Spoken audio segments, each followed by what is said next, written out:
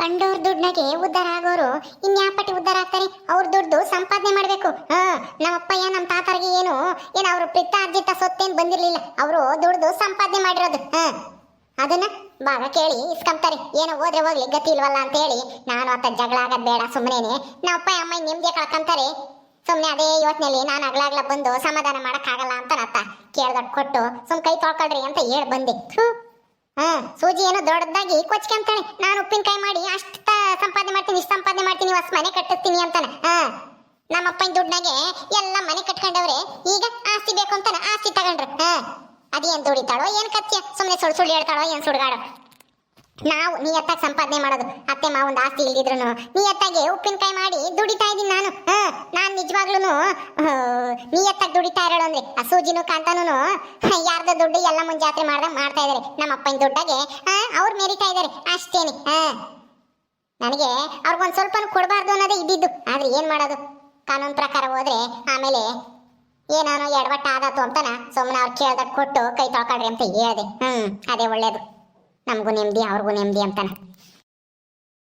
ಎಲ್ಲಿ ಹೋದ್ರೆ ನಮ್ಮ ಹುಡುಗರು ಅತ್ತೆ ಅತ್ತೆ ಓ ನೇತ್ರ ಬಂದೇನೆ, ಎಲ್ಲ ಬಗೆಹರಿಸ್ಬಿಡ್ತಾ? ನಾನಿನ್ನು ನೀನು ನಾಳೆ ಬತ್ತೀಯೇನೋ, ಇನ್ನು ಬಗೆಹರಿದಿರಂಗೆ ಕಾಣಲ್ಲ. ಏನೇನೋ ಆಸ್ತಿ ಭಾಗ ಮಾಡ್ಬೇಕಲ್ಲ ಅಂತ ಅನ್ಕೊಂಡಿದ್ದೆ. ಇಷ್ಟು ಬೇಗ ಭಾಗ ಮಾಡ್ಬಿಟ್ರೆ ಅಲ್ಲೇನೆ ಅಷ್ಟೊಂದು ಆಸ್ತಿನ? ಭಾಗ ಮಾಡಿದ್ದು ಆಯ್ತು, ಎಲ್ಲ ಆಯ್ತು. ಅವ್ರು ಬೇಕಾಗಿರೋದ ಕೊಡ್ರಿ ಅಂತ ಹೇಳಿ ನಮ್ಮ ಅಪ್ಪಗೂ ನಮ್ಮ ಅಣ್ಣಗೂ ಹೇಳಿ ಬಂದಿದ್ದೀನಿ. ಇವತ್ತ ನಾಳೆಕ ಹೋಗಿ ಎಲ್ಲ ಹೆಸರಿಗೆ ಮಾಡಿಸ್ತಾರೆ. ಅಲ್ಲ ಕಂಡರ ಆಸ್ತಿಲೆ ಕಣ್ಣು ಹಾಕ್ತಾರಲ್ಲ ಅವ್ರೆಂತ ಜನ? ನಿನ್ ಮಗಳಿಗಾದ್ರೂ ಬುದ್ಧಿ ಬೇಡವಾ? ಕಂಡರ ಆಸ್ತಿ ಬೇಡ ನಮಗೆ, ನಾವೇ ಸಂಪಾದನೆ ಮಾಡೋಣ, ನಾವು ಕಷ್ಟಪಟ್ಟು ದುಡ್ದು ಸಂಪಾದನೆ ಮಾಡೋಣ ಅಂತ ಹೇಳ್ಬೇಕು ತಾನೆ ಅವ್ರ ಅತ್ತಿಗೂ ಅವ್ರ ಗಂಡಗುನು. ಅವಳೇ ಕೇಳ್ತಾಳೆ, ಬಿಟ್ಟಿಯಾಗಿ ಬರೋದು ಬರ್ಲಿ ಅಂತ ಸುಮ್ಮನಾಗಿದ್ದಾಳೆ ಆ ಸೂಜಿ. ಯಾಕೆ ಹಿಂಗಾಡ್ತಾ ಇದ್ಯಾ? ಏನಾಯ್ತು ಈಗ? ಆಸ್ತಿ ಭಾಗ ಮಾಡ್ಕೊಟ್ರ ಆಲೇನೆ ನಮ್ ಸೂಜಿ ಅವ್ರ ಅತ್ತೆಗೆ? ಕೊಟ್ಟಿದ್ದು ಆಯ್ತು, ಆಲೇನೆ ಎಲ್ಲ ಮಾತುಕತೆನೂ ಆಡಿದ್ದು ಆಯ್ತು. ಅದಕ್ಕೆ ತಾನೇ ನಾನು ಬಂದಿರೋದು. ಎಲ್ಲಿದ್ರೆ ನಾನೆಲ್ಲಿ ಬರ್ತಿದ್ದೆ ಭಾಗ ಆಗ್ಲಿಲ್ಲ ಅಂತಂದಿದ್ರೆ. ಮತ್ತೆ ಒಂದ್ ಸ್ವಲ್ಪನೂ ಕೊಡಲ್ಲ ಅವ್ರಿಗೆ ಯಾಕೆ ಕೊಡ್ಬೇಕು? ಅವ್ರಿಗೂ ಇದಕ್ಕೂ ಏನ್ ಸಂಬಂಧ? ಹಂಗೆ ಹಿಂಗೆ ಅಂತ ಹೇಳ್ತಿದ್ದೆ. ಇದು ಇದ್ಕಿದಂಗೆನೆ ಆಸ್ತಿ ಕೊಟ್ಟು ಬಂದಿದ್ದೇನೆ ಅಂತ ಹೇಳ್ತಾ ಇದ್ಯಾ? ಏನ್ ಮಾಡೋದು, ನಮ್ಗೆ ಆಸ್ತಿ ಬೇಕೇ ಬೇಕು, ನಮಗೂ ಹಕ್ಕೈತೆ ಅಂತ ಕೇಳಿದ್ರೆ ಇನ್ನೇನ್ ಮಾಡಕ್ಕಾಗತ್ತೆ? ಅಲ್ಲ ನಿಮ್ ಸೂಜಿ ನೋಡು ಎಂತ ಅತಿ ಆಸೆ ಹೇಳು. ಅವಳೇನೇ ಮಾಡ್ತಾಳೆ, ಅವ್ರ ಅತ್ತೆ ತಾನೇ ಆಸ್ತಿ ಬೇಕು ಅಂತ ಹೇಳಿ ಪಂಚಾಯತಿಗೆ ಹಾಕಿರೋದು ಅಂತಾನ ನೀನೇ ತಾನೇ ಹೇಳಿದ್ದು. ಈಗ ನಮ್ ಸೂಜಿನ ಬೈಕಂಡ್ರೆ ಅವಳೇನ್ ಮಾಡ್ತಾಳೆ? ಅವ್ರ ಅತ್ತೆ ಕೇಳಿರೋ ತಪ್ಪಿಗೆ ಅವಳೇನಾದ್ರೂ ಪಂಚಾಯತಿಗೆ ಸೇರಿಸಿದ್ಲ? ನಮಗೂ ಆಸ್ತಿ ಬರ್ಬೇಕು ನಮ್ಮ ಅತ್ತೆದು ಅಂತಾನೇನಾದ್ರು? ನೀನ್ ಒಳ್ಳೆ ನಮ್ ಸೂಜಿ ಮೇಲೆ ಹೇಳ್ತೀಯ ಕಣೆ. ಸೂಜಿ ನಿನ್ನ ಆಜ್ಞೆ ಅನ್ನೋದ ಮರಿಬೇಡ. ಎಲ್ಲ ಗೊತ್ತು ಅತ್ತೆ, ಗೊತ್ತು ಅವಳಿಗೆ. ಆದ್ರೂ ಸುಮ್ಮನಿದಾಳಲ್ಲ. ಬೇಡ ಅತ್ತೆ, ನಾವೇ ಸಂಪಾದನೆ ಮಾಡೋಣ ಆಸ್ತಿನ. ನೀವು ಪಂಚಾಯತಿಗೆ ಹಾಕ್ಬೇಡ್ರಿ, ಆಸ್ತಿನೂ ಕೇಳಬೇಡ್ರಿ, ಸಾಕು. ಈ ಊರಾಗೆ ನೆಮ್ಮದಿಯಾಗಿದ್ದೀವಲ್ಲ, ಹೊಸ ಮನೆ ಕಟ್ಕೊಂಡು, ನಮ್ಗಿನ್ನೇನ್ ಬೇಕು? ಸಾಕು, ನಾವ್ ಹಿಂಗೆ ಬಡವರಿದ್ದಂಗೆ ಇರೋಣ ಅಂತಾನ ಅವಳಿಗೆ ಅನ್ನಿಸ್ಲಿಲ್ವಲ್ಲ. ನಾವು ಶ್ರೀಮಂತರಾಗಬೇಕು ಅಂತಾನ ಆಸೆ ಬಂದ್ಬಿಡ್ತಲ್ಲ. ನಾನ್ ನೋಡು ಶ್ರೀಮಂತರ ಮನೆಯಿಂದನ ಬಡವರ ಮನೆಗೆ ಬಂದು ಈಗ ನೆಮ್ಮದಿಯಾಗಿಲ್ವಾ? ಈಗ ಅವಳು ಹಂಗೆ ಇರ್ಬೇಕಾಗಿತ್ತು. ಆಸ್ತಿ ಕೇಳು ಅಂತಾನ ಇಲ್ಲದ ಹೇಳ್ಕೊಟ್ಟಾಳಲ್ಲ ಅವ್ರ ಅತ್ತಿಗೆ. ಅವಳೇ ಕೇಳ್ಕೊಡ್ತಾಳೆ? ಎಲ್ಲರಿಗೂ ಶ್ರೀಮಂತರಾಗಬೇಕು, ಸಂಪಾದನೆ ಮಾಡಬೇಕು, ನಾವು ಚೆನ್ನಾಗಿರ್ಬೇಕು ಅನ್ನೋದು ಇರುತ್ತೆ ಬಿಡು.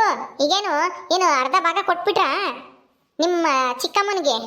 ಅರ್ಧ ಯಾಕೆ ಕೊಡೋಣ? ಅರ್ಧ ಕೇಳಿದ್ರೆ ಅಷ್ಟೇನೆ ಕೈಯ ಕಾಲ ಮುರ್ದಿಕ್ ಬಿಟ್ಟಿದ್ವಿ. ಅರ್ಧ ಕೇಳಲಿಲ್ಲ, ಹೆಂಗನ ಬದುಕೊಂಡ್ರು. ಇಲ್ದಿದ್ರೆ ಆ ಊರೇ ಬಿಟ್ಟು ಓಡಿಸ್ತಾ ಇದ್ವಿ ನಾನು ನಮ್ಮ ಅಮ್ಮಯ್ಯ ಎಲ್ಲರೂ ಸೇರ್ಕೊಂಡು. ಏನೋ ಒಂದು 5 ಎಕರೆ ನೀರಾವರಿ ಜಮೀನು, ಒಂದು ಹಳೆ ಮನೆ. ಈಗ ಇನ್ನೇನು ದುಡ್ಡು ಕೊಟ್ಟೈತೆ ನಮ್ಮಪ್ಪ ಯಾಲೇನೆ ಮನೆ ಕಟ್ಟಕ್ಕೆ, ಅಂಗಡಿ ಹಾಕಕ್ಕೆ, ಅವಳಿಗೆ ಉಪ್ಪಿನಕಾಯಿ ಶೆಡ್ ಮಾಡಕ್ಕೆ ಎಲ್ಲಕ್ಕೂ. ಇನ್ನೇನು ಕೊಡ್ತಾರೆ? ಏನೂ ಇಲ್ಲ, ಅಷ್ಟು ಕೊಟ್ಟೇ ಇದೀವಿ ಅಷ್ಟೇನೆ ಬಿಡು. ಅದಕ್ಕೆ ಯಾಕೆ ಹಂಗಾಡ್ತಾ ಇದ್ಯಾ? ಅಯ್ಯೋ ಅಷ್ಟೇ ತಾನೆ. ಹೆಂಗೂನು ನಿಮ್ಮಪ್ಪಯ್ಯ ಮಸ್ತಾಗ ಆಸ್ತಿ ಸಂಪಾದನೆ ಮಾಡವನೆ. ನಿನಗೂ ಒಂದಿಷ್ಟು ಬರುತ್ತಲ್ಲ, ಅವಾಗ ನಾವು ಒಂದು ಹೊಸ ಮನೆ ಕಟ್ಟೋಣ. ಆದಷ್ಟು ಬೇಗ ನೀನು ಆಸ್ತಿ ಭಾಗ ತಗೊಂಬ. ನಿಮಗೆ ಕಣ್ಣರ ಆಸ್ತಿ ಮೇಲೆ ಕಣ್ಣು. ನಿನ್ನ ಮಗಳು ನಮ್ಮ ಅಪ್ಪನ ಆಸ್ತಿ ಮೇಲೆ ಕಣ್ಣು ಹಾಕಿ ಭಾಗ ತಾಂಡ್ಲು. ಈಗ ನೀನು ನಮ್ಮ ಅಪ್ಪನ ಆಸ್ತಿ ಮೇಲೆ ಕಣ್ಣು ಹಾಕ್ತಾ ಇದೀಯಾ? ಅದೇನಿಗೂ ಸಾಧ್ಯ ಇಲ್ಲ. ಅದೇನಿದ್ರು ನನ್ನೊಬ್ಳಿಗೆ ಸೇರಿದ್ದು.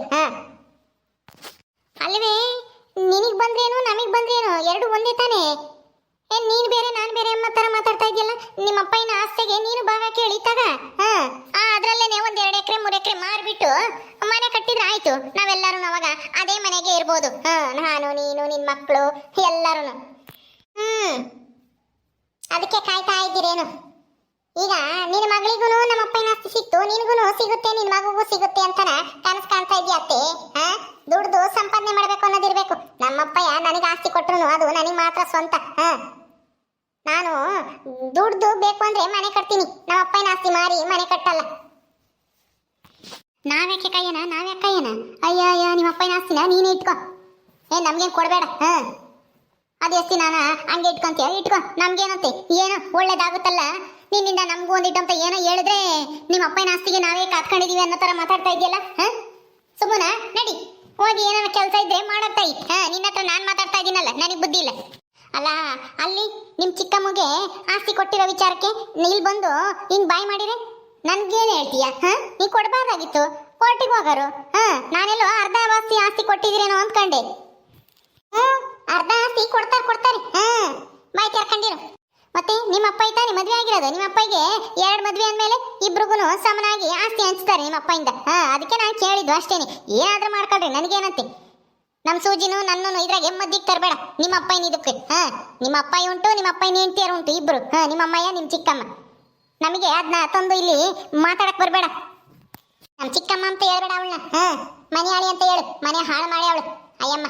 ನಮ್ಮ ಅಪ್ಪನ ಹಿಂದೆ ಬಂದು ಕಟ್ಕೊಂಡು ಏನಾದ್ರೂ ಮಾಡ್ಕೊಂಡು ಹೋಗಮ್ಮ ತಾಯಿ. ಅಯ್ಯ, ನನ್ನ ತಲೆ ತಿಂತಾ ಇದೆಯಾ, ನಾನು ಹೋಗ್ತೀನಿ. ಹೋಗ್ರಿ. ಹಾ, ನಿಮಗೆ ಸಿಕ್ತಲ್ಲ ನಿನ್ನ ಮಗಳಿಗೆ ಸಿಗ್ಬೇಕಾಗಿರೋದು, ಅದಕ್ಕೆ ನಿಮ್ಗೆ ಖುಷಿ. ಯಾಕೆ ನೇತ್ರ, ಏನಾಯ್ತು? ಯಾಕೆ ಹಿಂಗ್ ಬಾಯ್ ಮಾಡ್ತಾ ಇದ್ಯಾ? ಆಸ್ತಿ ಎಲ್ಲ ಭಾಗ ಮಾಡ್ಕೊಂಡು ಬಂದ್ಬಿಟ್ಟಿ ಅಲ್ಲೇನೆ? ಹ್ಞೂ ಕಣೆ ಗೌರಿ, ಏನ್ ಮಾಡೋದು, ದರಿದ್ರದವು. ನಮ್ಗೆ ಆಸ್ತಿ ಕೊಡ್ದಿದ್ರೆ ನಾವು ಸತ್ತೇ ಹೋಗ್ತೀವಿ ಅಂತನ ಬ್ಲಬಲಬು ಅಂತ ಬಾಯಿ ಬಡ್ಕೊಂತಿದ್ವು. ಅದಕ್ಕೆ ನಮ್ಮ ಇಚ್ಕೆಗೈನ ಆಸ್ತಿ ಇಚ್ಕೆಗೈನ ಸತ್ಗಿತ್ತು ಹೋದವು ಅಂತನ ನಾವೇ ಒಂದಿಟ ಕೊಟ್ಟು ಕೈ ತೊಳ್ಕೊಂಡ್ವಿ ಅಷ್ಟೇನಿ. ದರಿದ್ರದವು ತೊಲಗ್ಲಿ ಅಂತಾನ. ಏನ್ ಮಾಡೋದು? ಅಲ್ಲ, ಅಲ್ರೇಗಾಡ್ಬೇಕು. ಅದ್ ಬಿಟ್ಬಿಟ್ಟು ಇಲ್ಲಿ ಬಂದು ಹಿಂಗೆಲ್ಲ ಗಲಾಟೆ ಮಾಡಿಕೊಂಡ್ರೆ ಏನಾಗುತ್ತೆ? ನಾನೆಲ್ಲೋ ಅಲ್ಲಿ ದೊಡ್ಡದಾಗ ಗಲಾಟೆನೇ ಮಾಡ್ತೀಯೋ ಏನೋ ಅಂತ ತಿಳ್ಕೊಂಡಿದ್ದೆ. ಹಂಗಾರೆ ಆಸ್ತಿ ಕೊಟ್ರೆ ನೀವು? ಅಯ್ಯೋ ದೇವ್ರೇ, ನಾನು ಅಷ್ಟು ಸ್ವಲ್ಪ ಕೊಡಲ್ಲ ಅಂತ ತಿಳ್ಕೊಂಡಿದ್ದೆ. ನಾವು ಕೊಡಬಾರ್ದು ಅಂತಾನೆ ಅನ್ಕೊಂಡಿದ್ವಿ. ಇಲ್ಲಿ ಹೋಗ್ತಿದ್ದಂಗೆನೆ ಹೋಗ್ತಾನೆ ನಾನು 1 ಇಂಚ್ ಜಾಗನೂ ಅವ್ರಿಗೆ ಕೊಡಬಾರ್ದು ಅಂತ ಅನ್ಕೊಂಡೆ. ಆದ್ರೆ ತಿರ್ಗಾ ಯೋಚನೆ ಮಾಡಿದೆ, ಕೋರ್ಟಿಗೆ ಹೋದೆ ನಾವು ಕೊಡಲ್ಲ ಅಂದ್ರೆ ಕೋರ್ಟಿಗೆ ಹೋಗ್ತಾರೆ. ಅವಾಗ ನಮ್ಮ ಅಪ್ಪನ ಆಸ್ತಿಗೆ ಅರ್ಧ ಭಾಗ ಅವ್ರಿಗೆ ಕೊಟ್ರೆ ಏನ್ ಗತಿ? ಅದಕ್ಕೇನೆ ಇಲ್ಲೇ ಪಂಚಾಯತಿಗೇನೆ ನೋಡೋಣ ತೀರ್ಮಾನ ಮಾಡ್ಕೊಂಡು ಈಟ ಕೊಟ್ಟು ಕೈ ತೊಳ್ಕೊಂಬನ ಅನ್ಕೊಂಡೆ. ಅದಕ್ಕೆ ಸರಿಯಾಗಿ ಆ ಅಮ್ಮನೇನೆ 5 ಎಕರೆ ಜಮೀನು, ನೀರಾವರಿ ಜಮೀನು ಕೊಡ್ರಿ, ಹಳೆ ಮನೆ ನಮ್ಮ ಹೆಸರಿ ಮಾಡಿಸ್ರಿ ಅಂತಾನ ಕೇಳದಂತೆ. ಅದಕ್ಕೆ ನಾನು ಅದೇ ಸೂಕ್ತ, ಸುಮ್ಮನೆ ಕೋರ್ಟಿಗೆ ಹೋಗೋದು ಬೇಡ ಅಂತಾನ ನಾನು ಸುಮ್ಮನಾಗಿ ಅವ್ರು ಕೇಳಿದ ಕೊಡ್ರಿ ಅಂತ ಹೇಳಿ ಬಂದೆ ಅಷ್ಟೇನೆ. ಕೋರ್ಟಿಗೆ ಹೋದ್ರೆ ಅರ್ಧ ಆಸ್ತಿ ಹೋದೆ, ಆಮೇಲೆ ಅಲ್ಲೇ ಕೊಡ್ತಿದ್ವಲ್ಲಪ್ಪ ಅಂತಾನ ಅನ್ನಿಸ್ಬಿಡುತ್ತೆ. ಈಗ 2ನೇ ಹೆಂಡತಿ ಮಕ್ಕಳು ಅಂತಂದ್ರೆ ಅವ್ರಿಗೂ ಆಸ್ತಿಲಿ, ತಂದೆ ಆಸ್ತಿಲಿ ಭಾಗ ಇದ್ದೇ ಇರುತ್ತೆ. ನಾನು ಇಷ್ಟೆಲ್ಲ ಓದಿದಿ ಅಷ್ಟು ತಿಳ್ಕೊಂಡಿದ್ರೆ ನನ್ನ ದಡ್ಡಿ ಅಂದ್ಬಿಡಾರ. ಅವಾಗ ನಮ್ಮ ಅಮ್ಮನೇ ಬೈಯೋದು, ನೀನಾದ್ರೂ ಹೇಳಕ್ಕಿಲ್ವೇ ನಮ್ಮ ನೇತ್ರಮ್ಮ, ಅಲ್ಲೇ ಕೈ ತೊಳ್ಕೊಬೋದಾಯ್ತು, ಈಗ ಅರ್ಧ ಆಸ್ತಿ ಹೋದಂಗಾಯ್ತು ಅಂತಾನ. ಅವಾಗ ನಮ್ಮ ಅಮ್ಮನೇ ನನ್ನ ಬೈಯೋದು. ಅದಕ್ಕೆ ನಾನು ಇವಾಗಲೇ ಯೋಚನೆ ಮಾಡಿ ಇದೇನು ಸರಿಯಾದ ನಿರ್ಧಾರ ಅಂತಾನ ಅವ್ರಿಗೆ ಕೇಳಿದ್ದ ಕೊಟ್ಟು ಹೆಸರಿ ಮಾಡಿಸಿ ಅಯ್ಯಮ್ಮಂತಾಗೆಲ್ಲ ಬರ್ದು ಸೈನ್ ಹಾಕ್ಸ್ಕೊಳ್ರಿ, ಇನ್ಯಾವ ಆಸ್ತಿನೂ ಕೇಳಕ್ ಬರಂಗಿಲ್ಲ, ಯಾವ ಭಾಗನೂ ಕೇಳಂಗಿಲ್ಲ ಅಂತ ಸೈನ್ ಹಾಕ್ಸ್ಕೊಳ್ರಿ ಅಂತ ನಾ ಹೇಳಿ ಬಂದೆ. ಒಳ್ಳೆ ಕೆಲಸ ಮಾಡಿದೆ ಬಿಡು. ನಾನು ನೀನು ಯಾವಾಗ ಬತ್ತೀಯೋ ಏನೋ ಅನ್ಕೊಂಡಿದ್ದೆ. ಯಾಕೆ ಏನಾಯ್ತು? ಉಪ್ಪಿನಕಾಯಿ ಎಲ್ಲ ಪ್ಯಾಕ್ ಮಾಡ್ತಿದ್ಯಾ? ಯಾರನ್ನ ಬಂದ್ಯಾರ? ಸಾವಿತ್ರಿ ಬಂದಿದ್ಲಾ ನಿನ್ಗೆ ಸಹಾಯ ಮಾಡಕ್ಕೆ? ಕರ್ಕೊಂಬಕ್ಕಿಲ್ವೇ ಕೂಲಿನ? ಅಯ್ಯೋ ಬಂದಿದ್ಲು ಕಣೆ, ಆದ್ರೆ ಒಂದಿಟ್ಟು ಉಪ್ಪಿನಕಾಯಿ ಮಾಡೋ ಇದ್ರಕ್ಕೆ ಏನೋ ಎಡವಟ್ಟಾಗ್ಬಿಡ್ತು. ಅವಳು ನೀರ ಜಾಸ್ತಿ ಹಾಕ್ಬಿಟ್ಟು ನೀರೆಲ್ಲ ಅದ್ರಾಗೆ ನೀರು ಆದಂಗೆ ರುಚಿನೇ ಇಲ್ಲ. ಅದಕ್ಕೆ ಏನು ಮಾಡೋದು ಅಂತಲೇ ಗೊತ್ತಾಗ್ತಾ ಇಲ್ಲ. ನೀನು ಯಾವಾಗ ಬತ್ತೀಯೋ ಅಂತ ಕಾಯ್ತಿದ್ದೆ. ಬಾ ಹೋಗೋಣ. ಹೌದಾ, ನೀರಿಗೆ ಅದಂಗೆ ಉಪ್ಪಿನಕಾಯಿ ನೀರು ಜಾಸ್ತಿ ಹಾಕಿದ್ರಿ? ಸಾವಿತ್ರಿ ಇದ್ದಾಳಲ್ಲ, ನಾನು ನೋಡ್ಕೊಂಡು ಬತ್ತೀನಿ ಅಂತ ಹೇಳಿದೆ. ಅವಳು ನೀರು ತಗೊಂಡು ಅದಕ್ಕೆ ಹಾಕ್ಯಾಳು ಉಪ್ಪಿನಕಾಯಿಗೆ. ನೀರೇನೋ ಜಾಸ್ತಿ ಹುಳಿ ಆಗೈತೆ, ಉಪ್ಪಾಗೈತೆ ಅಂತಾನೆ. ಅದು ನೀರು ಆದಂಗಾಗಿ ರುಚಿನೇ ಹೊರಟೋಗೈತೆ. ಬಾ. ಅಯ್ಯೋ ದೇವ್ರೆ, ಅಲ್ಲಿ ನೋಡಿ ಹಂಗಾಯ್ತು, ಇಲ್ಲಿ ನೋಡಿ ನೀವು ಇಂಥ ಕೆಲಸ ಮಾಡ್ಕೊಂಡಿದ್ರಲ್ಲ ಗೌರಿ. ನಡಿ ನೋಡೋಣ.